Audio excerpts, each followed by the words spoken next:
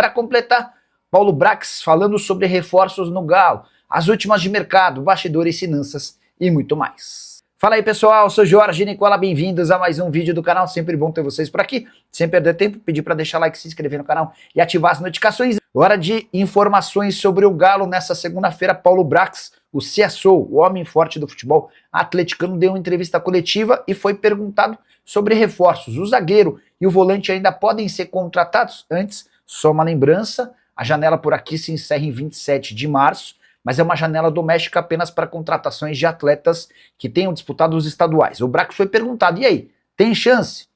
A resposta dele é, abre aspas, difícil. As opções que existem dentro da janela doméstica não nos sinalizam um aumento técnico desejado para o elenco. A gente entende que a janela de julho vai servir melhor, mas isso não quer dizer que não estamos trabalhando. Brax está deixando bem claro que o foco total do Galo hoje é de trazer jogador que chegue para ser titular absoluto, para ser peça importante, e isso dificilmente vai acontecer com as opções de momento. Brax voltou a falar sobre a possibilidade da contratação de um volante de impacto, de peso. E Torreira, ex-jogador da seleção uruguaia, pelas características citadas pelo Paulo Brax, pode ser uma opção. Fred, que joga no futebol da Turquia, é outra alternativa. O zagueiro e o volante são hoje, e há bastante tempo, as principais prioridades. Atlético que vem mal no Campeonato Brasileiro e acaba de perder também o Campeonato Mineiro. Já são 6 os treinadores demitidos entre times da Série A do Brasileiro na temporada de 2026. E há mais 4 correndo enorme risco. Sim, a gente pode ter nos próximos dias metade das equipes da primeira divisão com trocas de treinador. É que Corinthians, Santos, Botafogo e Inter não descartam dispensar seus técnicos muito em breve.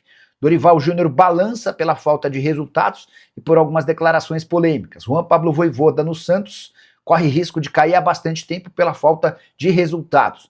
Martim Anselmi só não caiu ainda graças à multa rescisória que lhe garante o pagamento dos salários até dezembro de 27 no Botafogo, enquanto Paulo Pesolano no Internacional coleciona uma série de resultados ruins. São 3 derrotas seguidas como mandante no Campeonato Brasileiro, algo que nunca havia acontecido depois dos 3 primeiros jogos dentro de casa. Falei de 10 times, de 6 times que já trocaram e de outros 4 que cogitam trocar, certo? Pois saibam que o Rogério Ceni no Bahia já correu enorme risco, especialmente depois da eliminação na pré-Libertadores.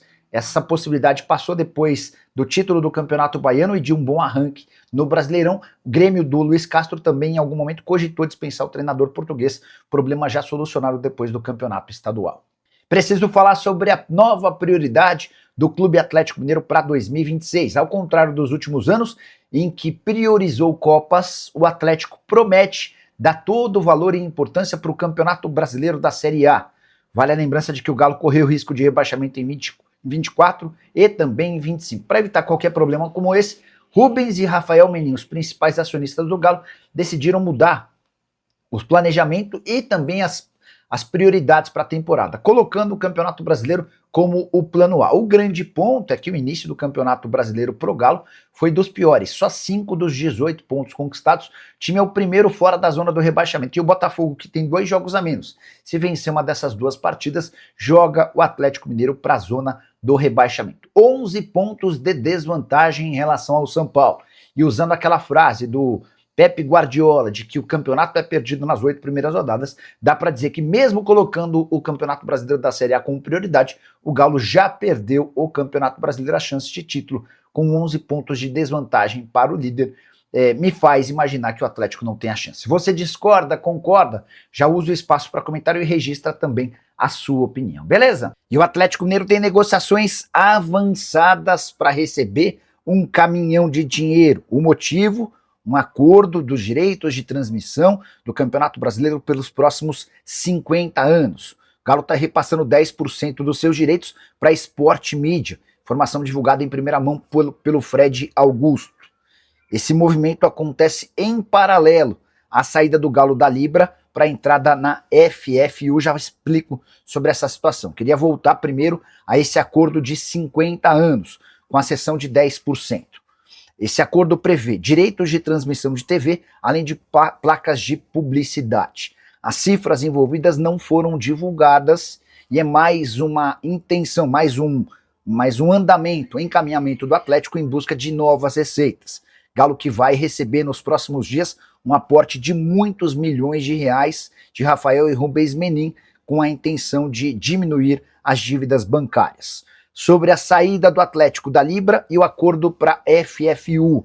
Há dois entraves. O primeiro deles, necessidade da aprovação do CAD, o Conselho Administrativo de Defesa Econômica. O segundo, uma cláusula 4.10.2 da Convenção do Condomínio Forte União, que exige quórum de 90% dos votos para aprovação de novos membros. O Atlético depende dessa burocracia para ser aprovado na FFU.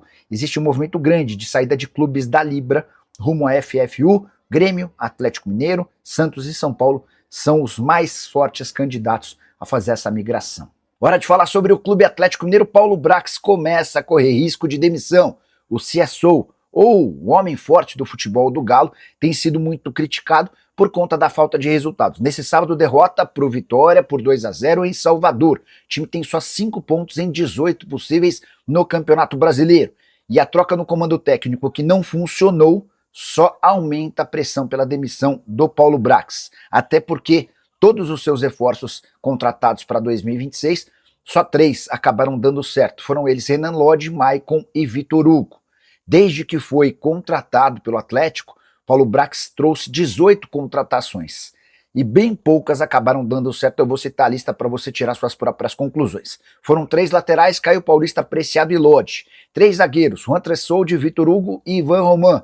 5 meio-campistas, Alexander Renier, Maicon, Vitor Hugo e Tomás Pérez, além dos atacantes Biel, Dudu, Minda, Cassierra, Rony, Coelho e João Marcelo. Alguns desses jogadores já nem fazem mais parte do elenco atleticano. Para piorar a situação, tá viralizando um vídeo da Galo TV em que o Paulo Brax fala no vestiário e os jogadores dão quase nenhuma atenção ao dirigente. De 0 a 10, que nota você dá para o trabalho do Paulo Brax? Já usa o espaço para comentário e registre a sua opinião, beleza?